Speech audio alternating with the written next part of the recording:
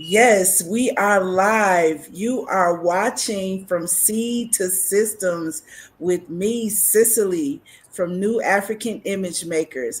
And today we have none other than Deloris Prentice from the Akoben Advocacy Group. And today we're going to be diving into a sensitive topic, but one that definitely needs our voices and to be talked about even more. So after this quick intro, we're going to dive straight in with some real facts from a real advocate on the ground in Ghana.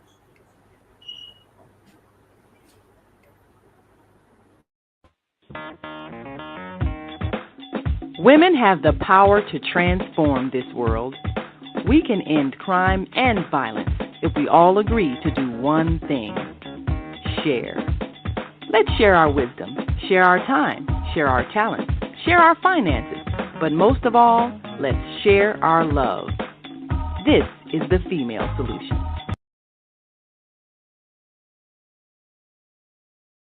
Okay, welcome back, everybody. Welcome, Deloris. Thank you so much for taking the time to come and join our network and share about your work with the Akoben Advocacy Group. Um, I want to give a good introduction because Dolores is someone that have really supported my family while we were living in Ghana and beyond. She is a real force for positive change. She's a real force for the rights of children and of people in general, to be able to protect themselves and to heal from situations and violations against their person. So I am a living testimony to how this woman has put together a network on the ground, is full of loving people who care and who are very knowledgeable about this area. And they definitely were a huge support to my family. And, they can say whatever they want to say.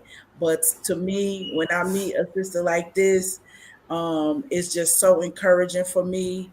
And her skill set and her knowledge and her vision is something that I can definitely testify to, and the strength of it. So, welcome.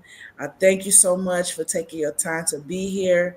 We got a lot of things to talk about. I would like, as we're going forward with the podcast, I want to think about themes, like cycles of themes, because this is something that we want to talk about frequently, and to make it more a part of our conversation and our awareness. So I know we got a lot we want to talk about today, but I want us to start off with Dolores, with you telling us more about the current projects that you have going on, and also you know just like where you want people to come in with those projects in terms of support. So let's start there. Okay. Thank you very much for having me over. It's an honor to always speak about what I do. So, first of all, I want to say that I am a social worker. I am a CSA survivor, that's a child sexual abuse survivor, and then the lead advocate to Akoben Advocacy Group. So, currently, what we are doing is to campaign on this epidemic that is affecting all our children in Ghana. It's something that is not really spoken about lately. And we feel that as survivors ourselves, we know how damaging it is to our person. So we started this campaign as a group of social workers and community people and survivors as well, who have come together to speak about breaking the silence on child sexual abuse in Ghana and ending child sexual abuse in Ghana. Mm-hmm. We have laws that protect children, but they are not effective. Yes, and the system is quite broken. Either justice is too slow or you never get justice. That's what we are going through here in Ghana. So, this campaign that we started in April is to create awareness, let people know, educate people that we have laws that mandate adults to report child sexual abuse.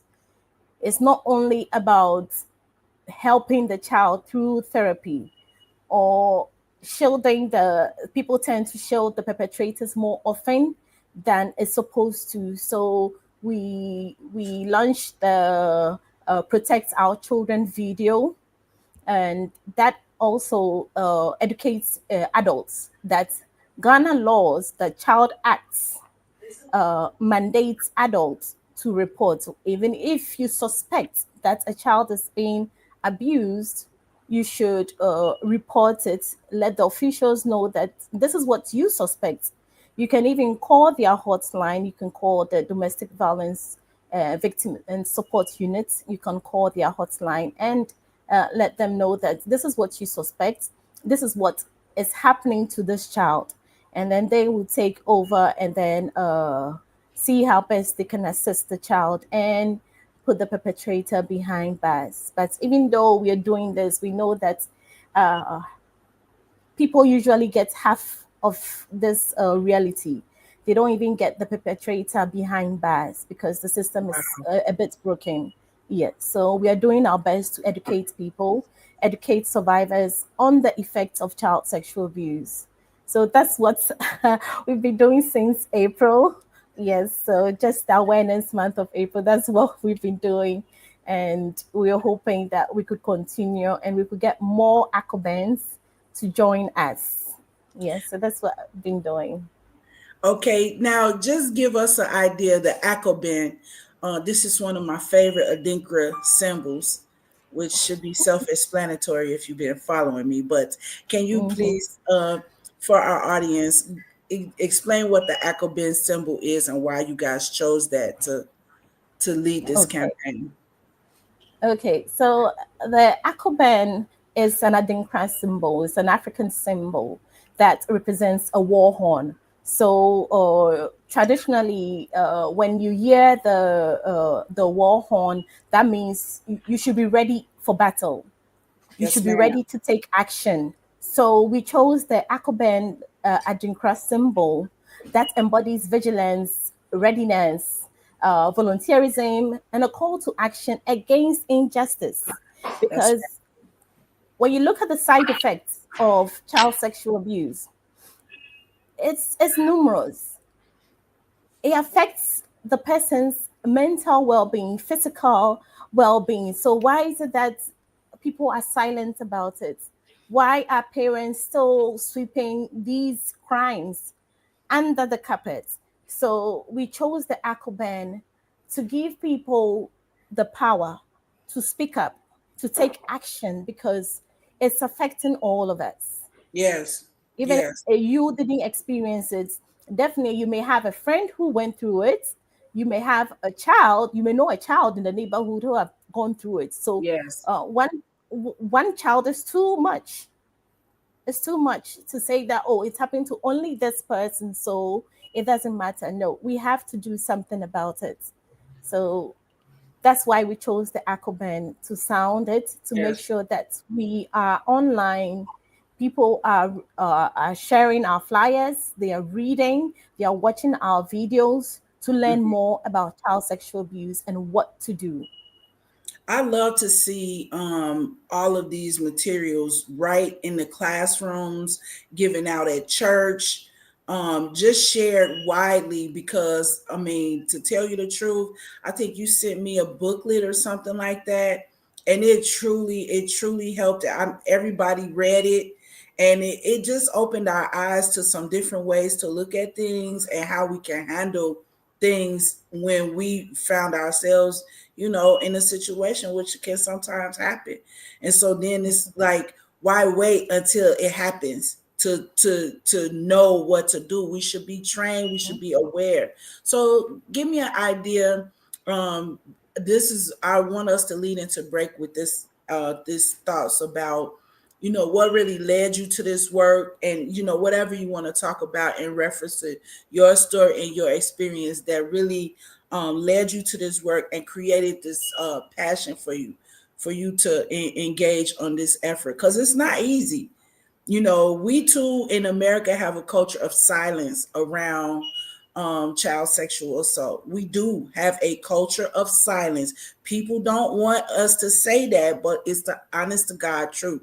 And it's so astoundingly powerful that even as a child who have experienced any type of adult, that's inappropriate with you, you don't even have the words to talk about it because you don't even know what to say. So that's how powerful silence is causing the perpetuation of these assaults. So with that being said, just give us an idea about how you came to this work, and just a little about your background, just what really lit your fire for this matter. Okay, so what made me start this advocacy? I would say it was 10 years ago. So this year marks 10 years. That was 2015. Mm-hmm. And I was having nightmares, constant nightmares. I was going through therapy.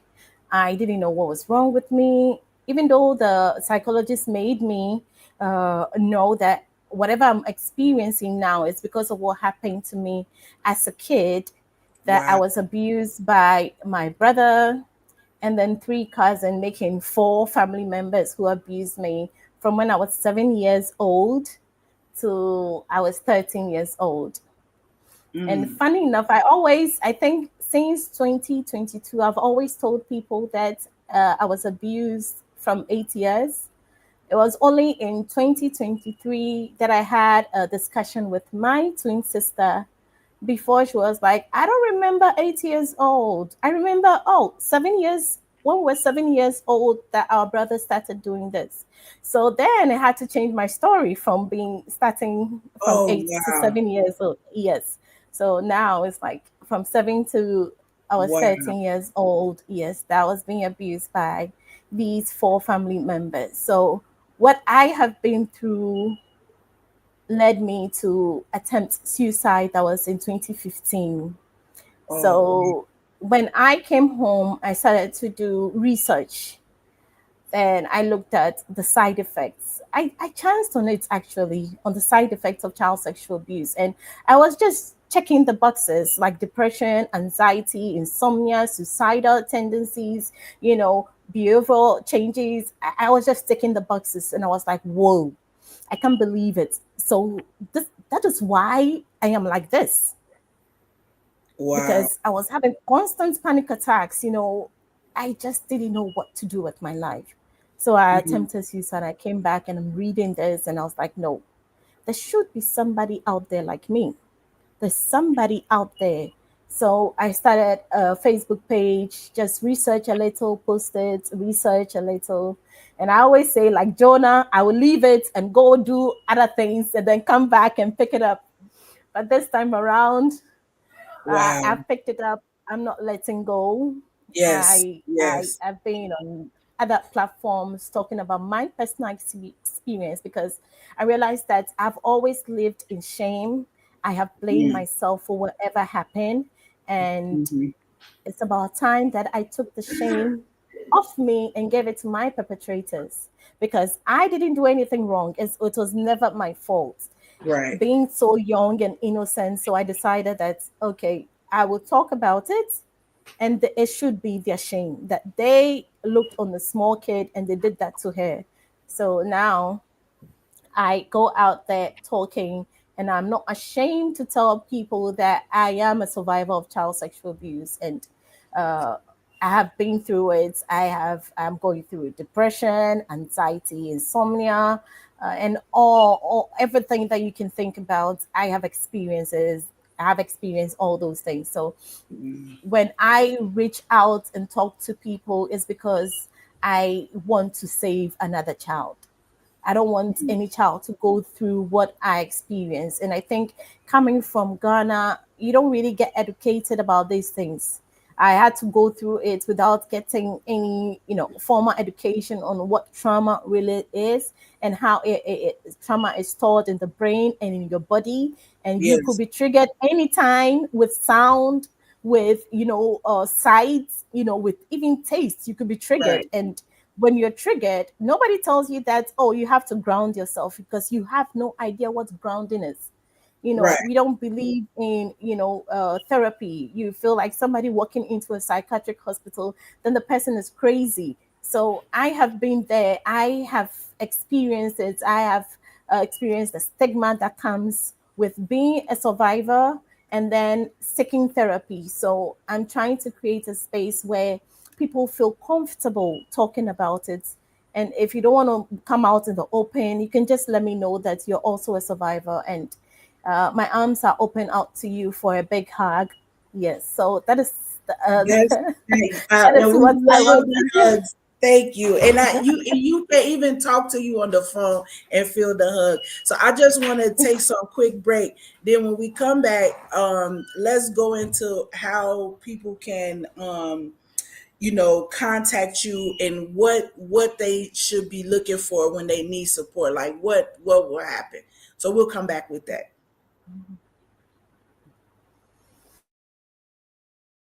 We are global transformers, changing the world from the way it is to the way it should be. We are one. Wherever we live on this earth, we are one human family. On behalf of our team of radio hosts, I'd like to extend a greeting to all the members of our family, whenever and wherever you may be listening around the world. To our family in China, Ni Hao. In India, Namaste. In Japan, Konnichiwa. In Korea, Annyeonghaseyo. In Russia, Здравствуйте. In Germany, Guten Tag. In Poland, Dzień dobry. In France, Bonjour. In Spain, Hola. In Italy, Ciao. In Egypt, Ahlan wa sahlan. In Ghana, Akwaba. In Nigeria, Peleo. In South Africa, Sawubona. In Senegal, Nangadef. In Kenya, Jambo. In Israel, Shalom. In Pakistan, Afghanistan, Palestine, and Saudi Arabia, Assalamu alaikum. Greetings, and may peace be upon you all. Join us live on the on-air radio network. Call 727-731-5192. We want to talk to you.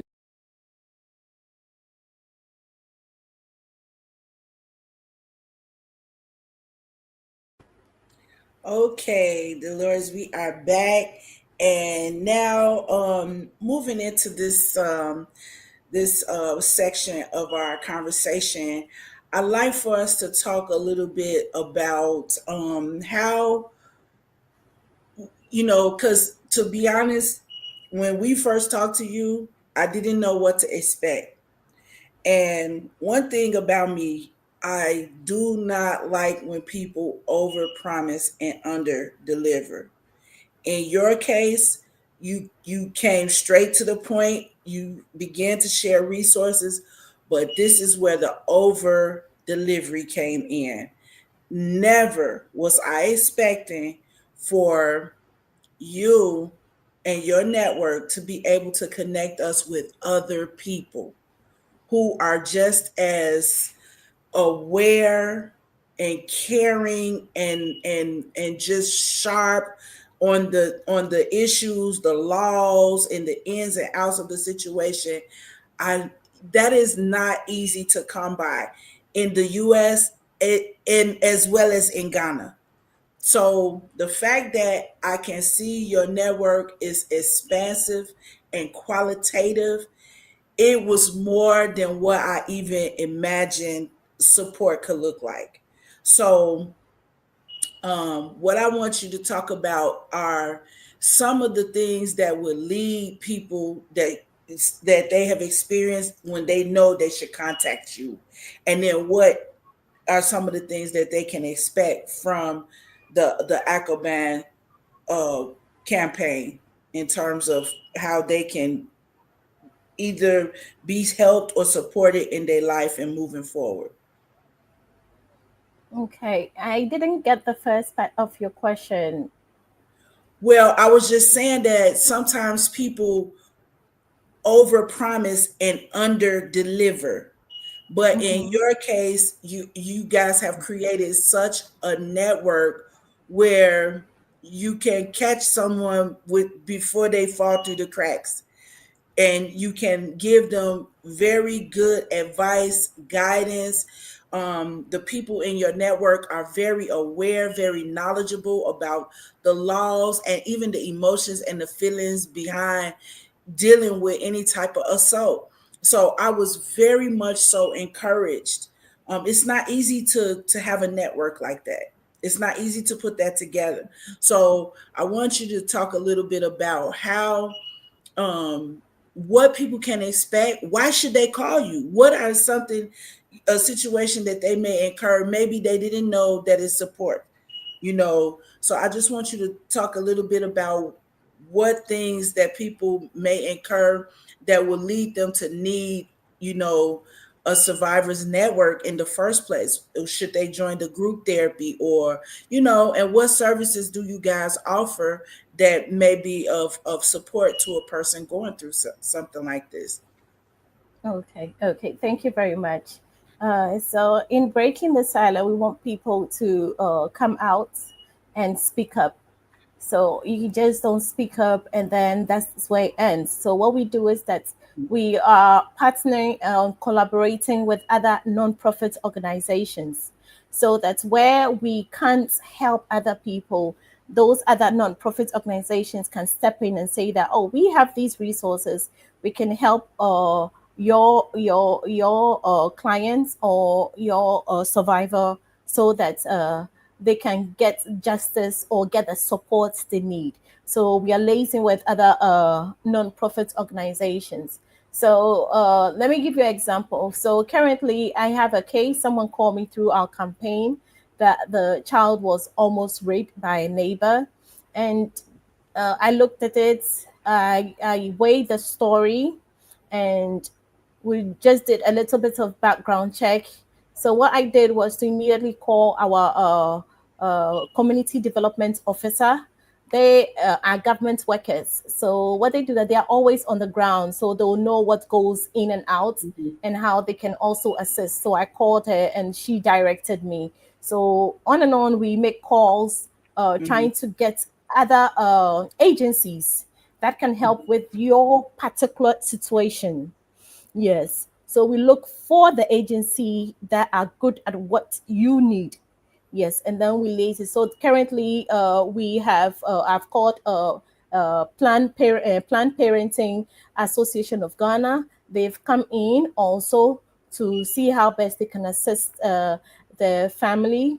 And then also I reached out to Amacares. They are also looking at how best they can also assist. We are Mm-hmm. speaking to journalists also to also see how they can also assist. So since we are in that space, we try to see how many people can we get. If we can get everybody on your case, that's it. Because usually in Ghana, if your case doesn't see the headlines, it might be buried. It might be swept under the carpet. So we try as Right. much as possible to liaise with other people, Mm-hmm. and then they can assist you. But for us right now, we are still mobilizing. We are working on our resource materials to be able to start our support group again. Yes. Mm-hmm. So, but then we're able to liaise with other psychiatric hospitals if they have free trauma focused therapy like this. Mm-hmm. I try to advertise it, tell people they should go for it. Sometimes people don't even know why they should take a trauma focused therapy. So I just use my platform to educate them on why you should take it, the benefits of taking the program, especially, and then let them know that it's free.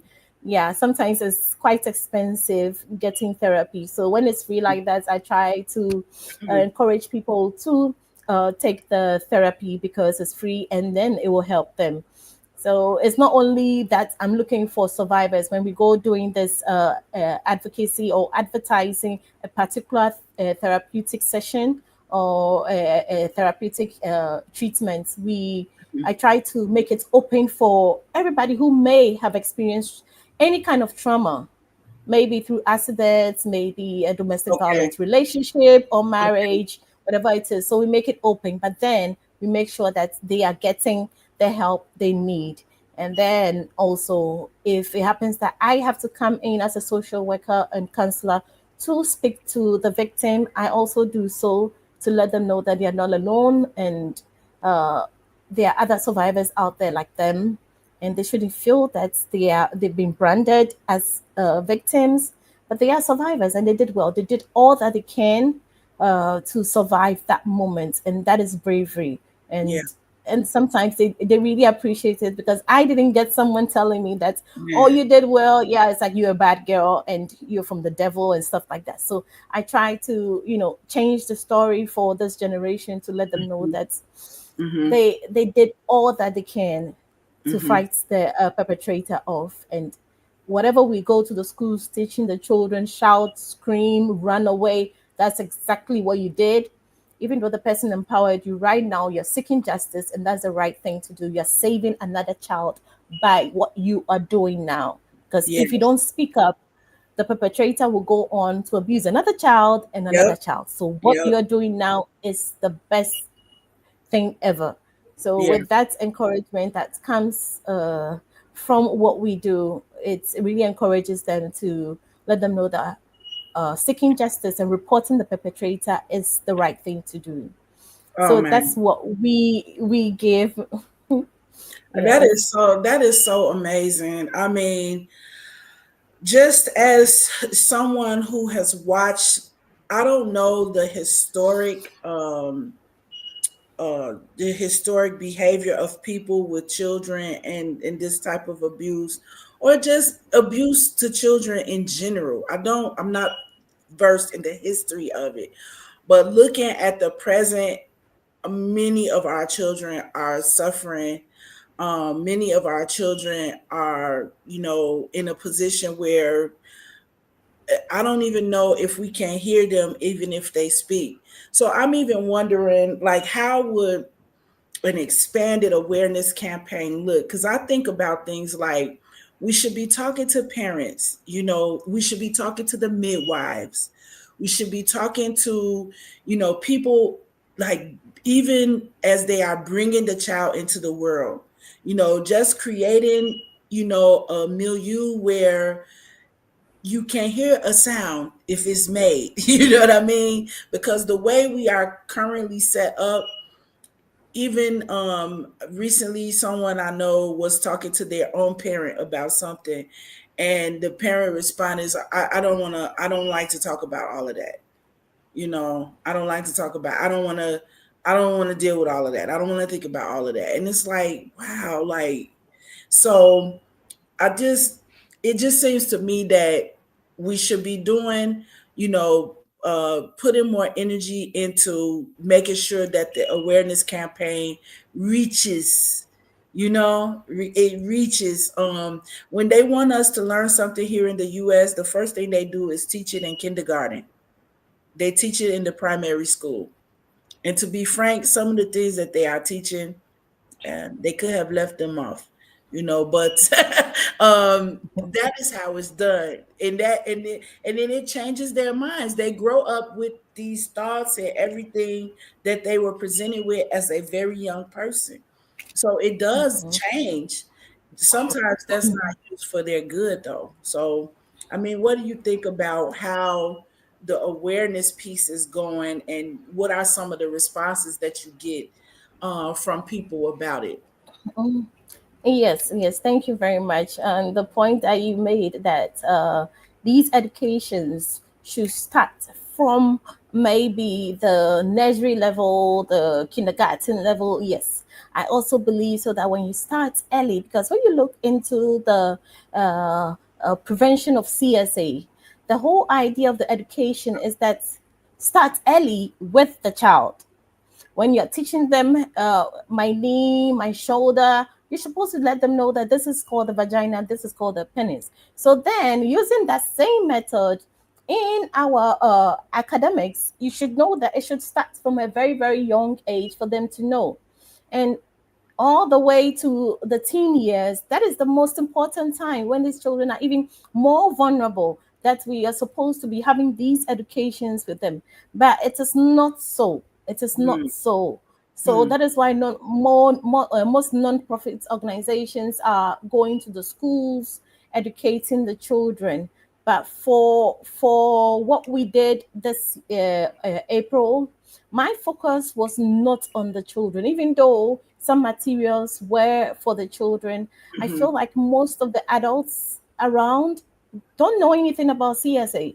mm. So when it happens, they try to sweep it under the carpet. So my focus was to do more of virtual engagements. So we did webinars. We had three different webinars that looked at what we are going through in Ghana, how nonprofit organizations uh, were stepping in to help with child sexual abuse prevention and awareness. And Mhm. then lastly, we looked at also legal reforms, things that needs to change in our country to make it even better so that children are more protected.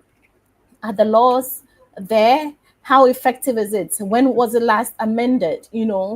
Right. Because 1998 Children's Act has not been amended in a way that it will prevent somebody from committing CSA or other family members from shielding a perpetrator. It's Right. still the way it was. So we looked at these things and we wanted to engage the adults because in Ghana, we have a saying that if a fish will spoil, it starts from the head. So Mm. if a child is going to be abused, it starts from us. It's our responsibility.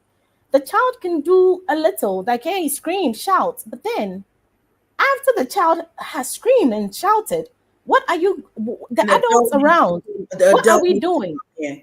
Yeah. Yeah, Let's take a quick break and then we're gonna come back. We're gonna pick right back up with the responsibility of the wider community with this. That's a good point to start with. Wow. Fire. Fire.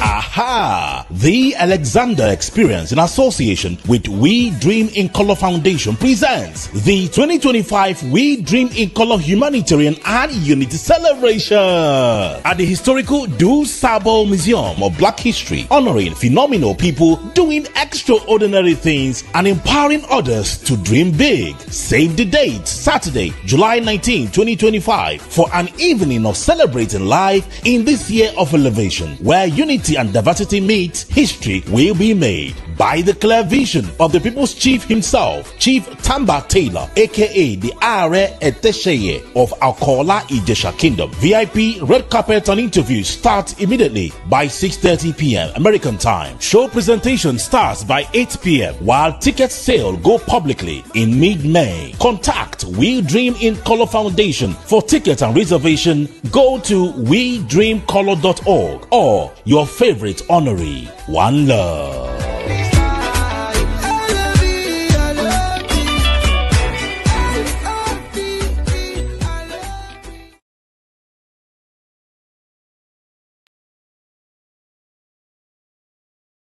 Okay, we are back.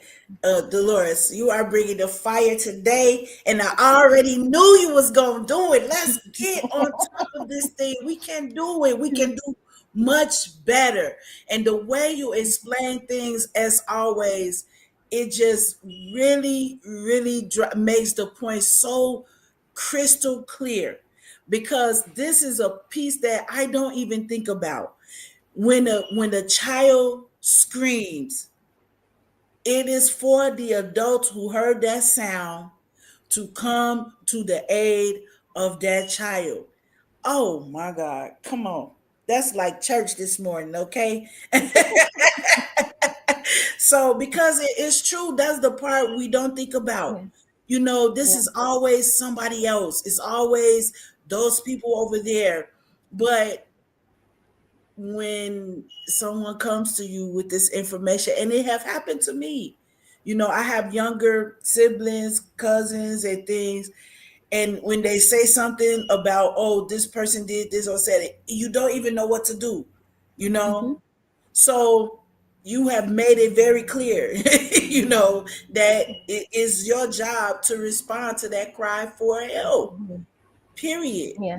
So I want us to pick up with this because I think part of the challenge with it is that is the silence itself that have made it crushing to where you know it's almost like you are crying, but who is there responding to your cry? Mm-hmm. um we, even when it's not silent, we can't hear it. You Yeah. see, yeah. And Mm-hmm. that is the part I want us to talk more about, that in terms of the culture. This is how I know we're related. Because we do have a silence culture here too, as Africans in America. I don't know if you know that. Oh, I think we maybe lost the connection. Let's see if we can go back into it.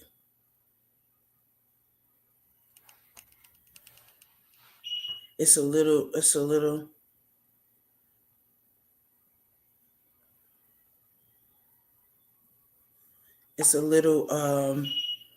bit of a technical difficulty with this. But basically, I'm waiting for Dolores to come back in because I really want us to make the connection. Um, we always have to do this. Grand Rising, Grand Afternoon, Zelda. Thank you. Yes, ma'am. We just need to talk about this. We really do. And what I'm hoping, if we can get Dolores back on, is that we talk about the similarities in the culture of silence, because we too here in America have also, for whatever reasons, something culturally that I don't understand that leads us to be silent. You growing up and it's like, don't talk about things that happen in the house, to any outsiders. But if everybody in the house have conspired to leave you as a victim in silence, then what are your alternatives? So this is what the Survivors Network is about, and this is what we really want to address. So if we can get her back, I don't know. Let's see what's going on.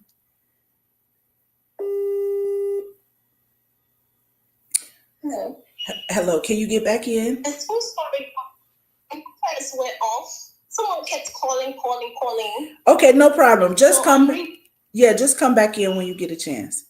yeah, Yeah. I am rejoining. Okay.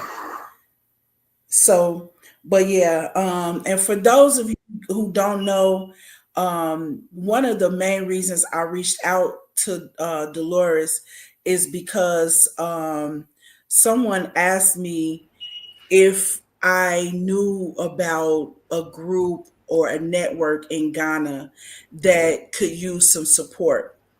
And to be frank, this is probably the only group that I would consider supporting. Partially, partially, largely because this is, I don't know how we found you, Dolores, but I just thank God for you.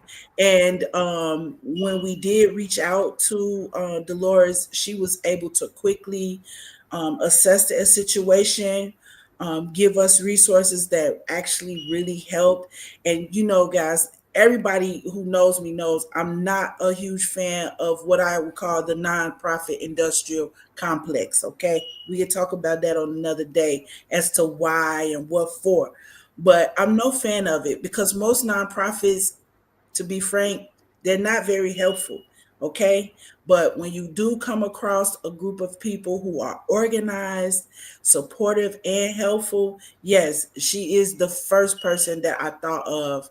And so going forward, what we have planned to support the Akoben campaign is to create an awareness campaign in collaboration with you, whereas we will be coming there to support you and to help you to create more sound around the topics, and this is something that, not only are you a reputable, qualified, and you have a qualitative network that actually has impact. But the other piece that appeals to me too is that we we want to, I think, just get to like a place where we understand ourselves as the diaspora, as being, we're removed physically from Africa, but look at the things that we have maintained. And for some reason, our culture too supports us to remain silent. So I didn't know if you knew that, but Yes. that is also a big, huge problem here. So by you taking this step in Ghana, that also gives us more power, more of a voice to say something right here in the US that we normally would not talk about. We just would not talk about it. Um, we got a couple of comments, and I want you to hear your feedback on what I just shared. Um, uh, Grand afternoon. That's from Miss Zelda Robinson. She said, "Thanks for having this conversation. The world needs to hear it." And she says, "Secrets will make you sick and even take you to your grave." Um, Another comment: Are parents in Ghana too embarrassed to talk about sex with their children the same way American parents are too embarrassed to talk about sex with their children? So that's a question for you. Oh, did we lose? Yeah. Sorry about that. Yes. Did you get the question? No, I didn't get the question.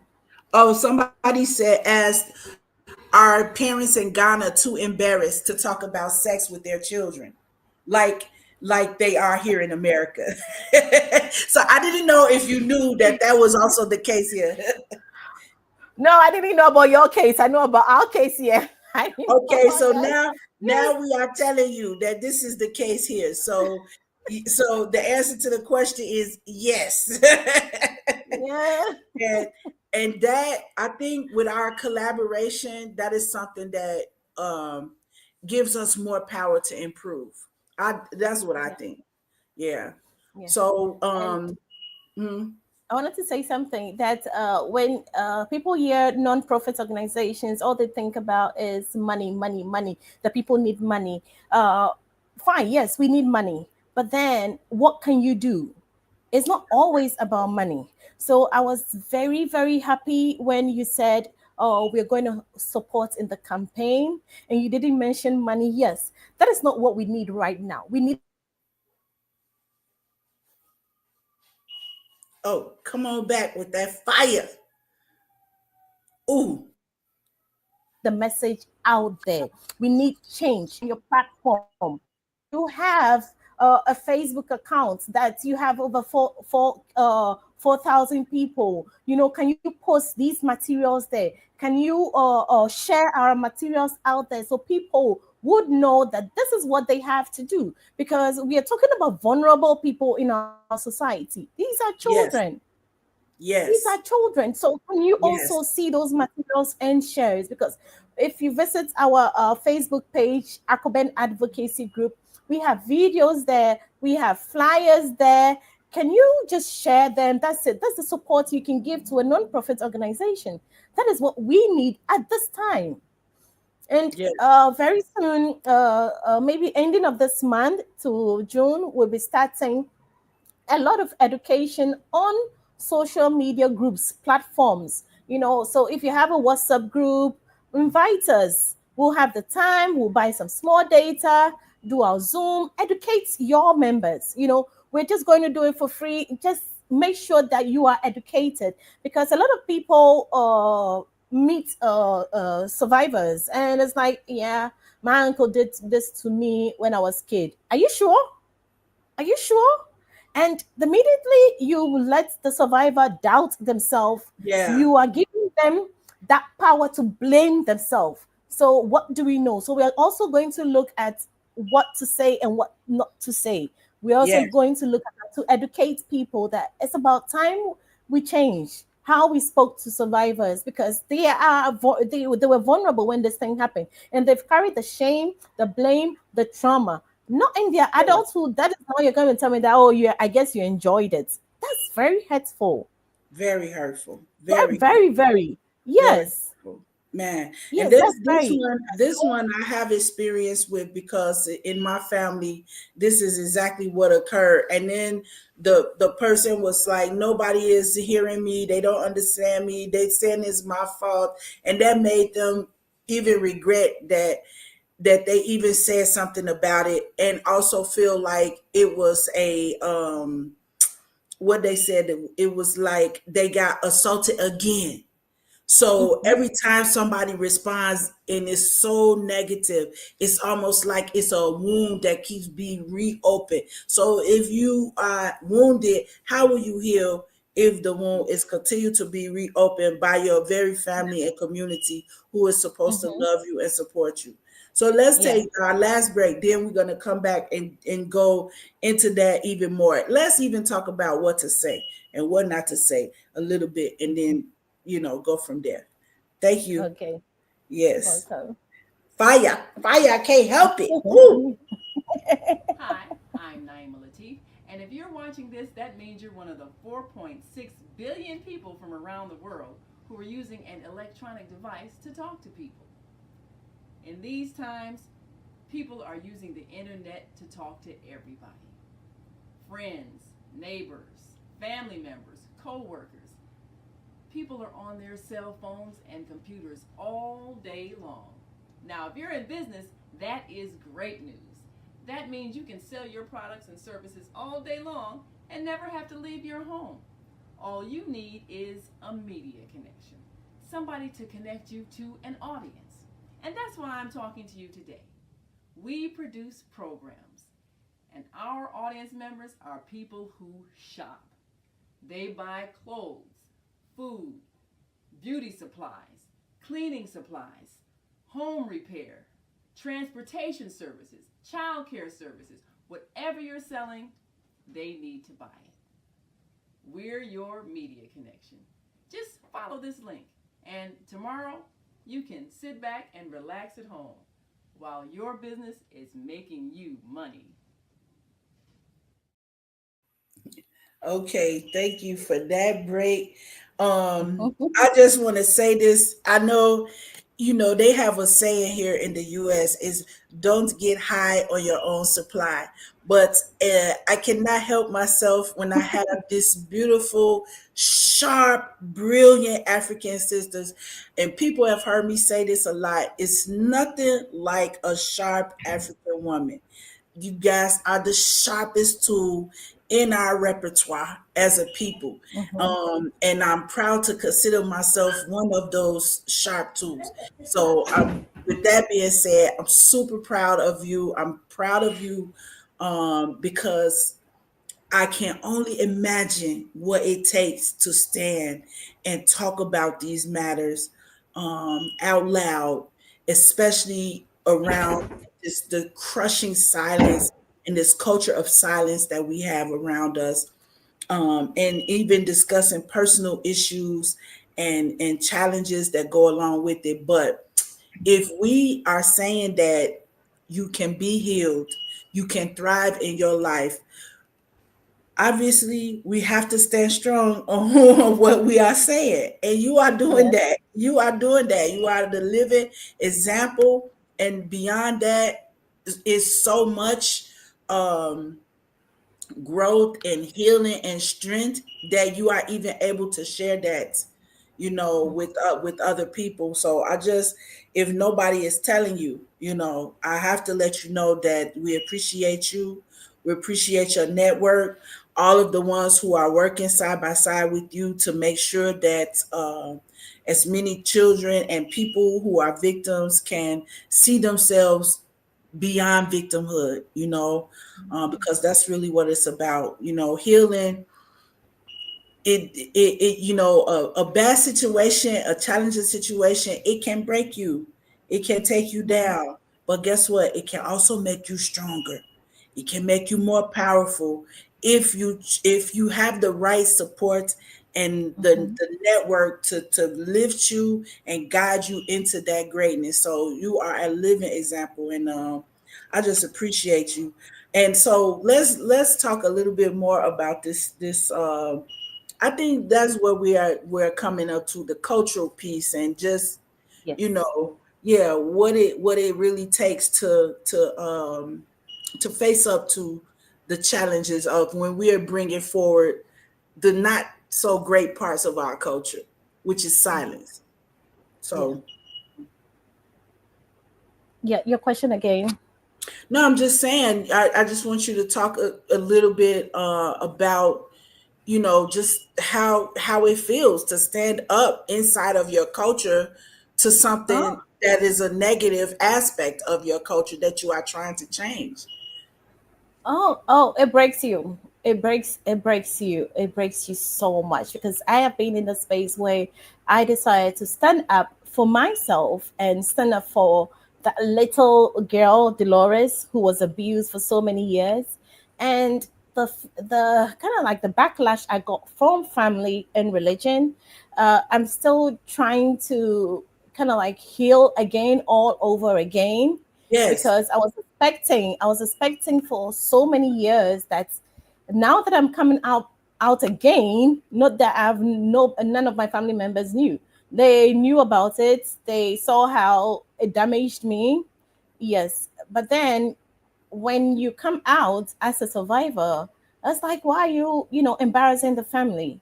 They still stigmatize you. They still feel it's a taboo not to speak about being a survivor, being uh, through this experience. And it's not only me, many survivors, adult survivors that I have encountered, they also go through the same thing now. yes. Go through the same thing now that some of them Mhm. don't even want to come out as survivors because they know that their family is not going to accept them. They are just going to be hated even more because to their family, you are the bad child. You allow the devil to come into the family to tempt that out adult. So then to let sleeping dogs lie, they don't talk about it. Yes, and for me like this, I haven't spoken to my mom for a couple of years now, and we just reconnected 2 months ago, and we were Oh wow. talking. But it's not something pleasant, you know. I can't Mm, have it all rosy because I have decided to come out and speak up about being a survivor. And most survivors go through the same thing. Some even go through worse than I yeah, have yeah, experienced. Yeah. So there's a culture of silence still around being a survivor, uh, uh, being abused as a child. Yes, so it's something that we have to look at together. yeah, Yes, and yeah. see how best we can. The more people that share their story, it becomes the new normal.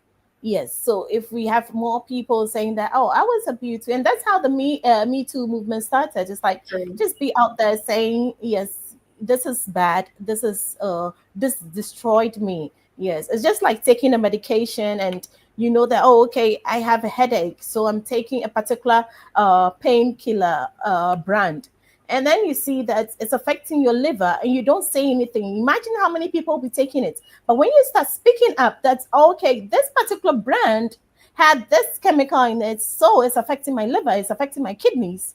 You see people coming out and saying that no, we have to do something, we have to withdraw it from the market. But if you don't talk about CSA, That's right. it still continues. It continues to Yes, happen. yes, And people yes. will continue to have the mindset that it happened to this person, nothing happened. And the mindset it gives the perpetrator, it's what annoys me because they're going to come out and say that, oh, okay, I did it to Amma, nothing happened to me.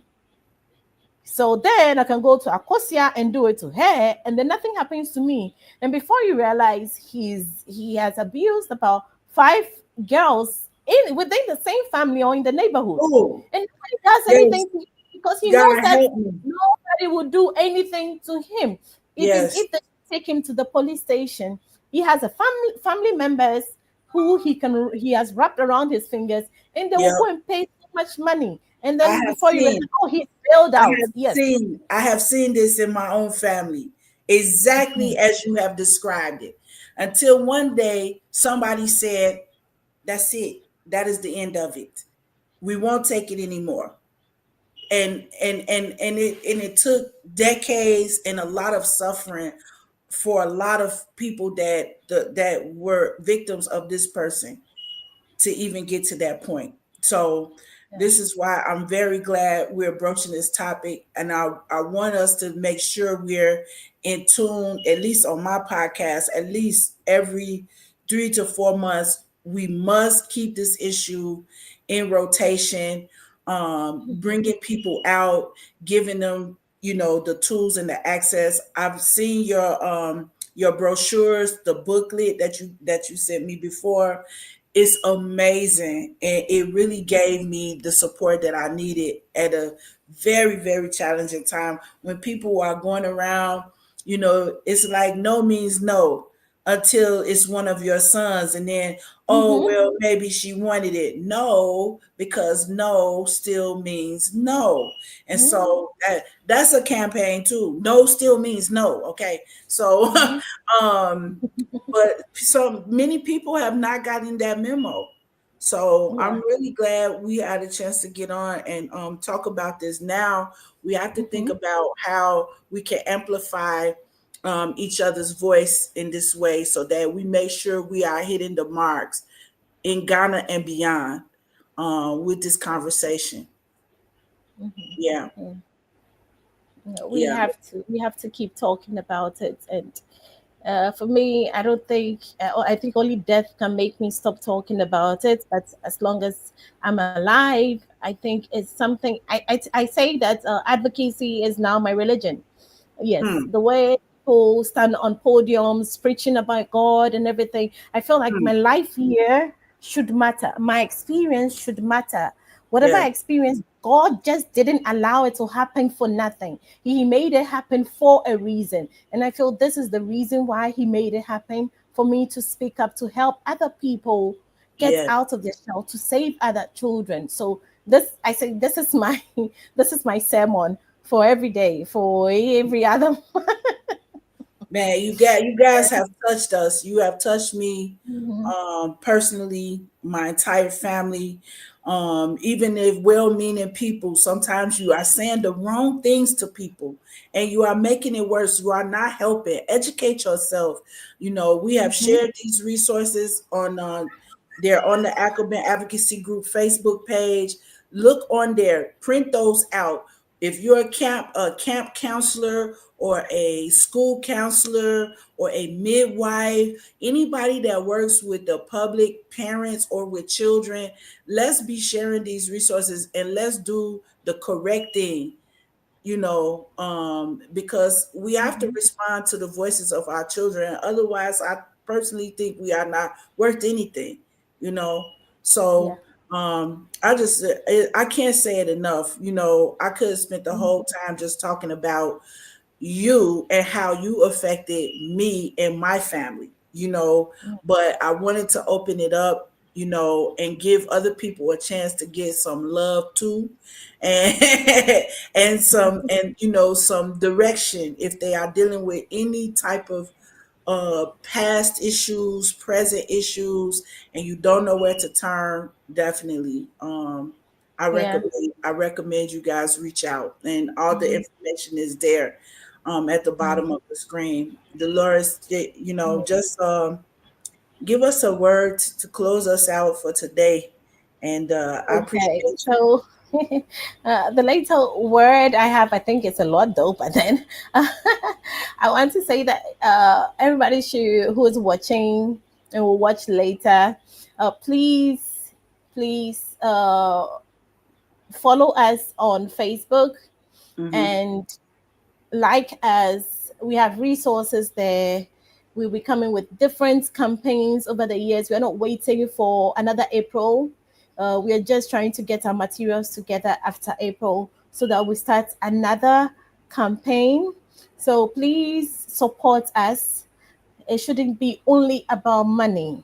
You can share, you can like, you can also be an Akoben. You know, you can also join us, our group, and then also you can request to be an Akoben as well, and we will take you through our materials. We could get WhatsApp groups who would want people, educators, to come on to just educate people, and you could also be part of it. So we want people to take maybe 1 hour in a month, in a week, just come and do some voluntary work for us, with us, and for the children. And then lastly, this one is something that you can take home with it. Yeah, I want to say that if a child should come to you and tell you that I have been abused, I wanted this one to be a lie so it will stick with you. So if a child comes to you and says, this person did this to me, just taking a deep breath, you may panic, but just taking a deep breath, and then don't forget to thank the child. Thank the child that thank you for telling me. You kind of like restore confidence in that child by telling them thank you, and then restore confidence in them.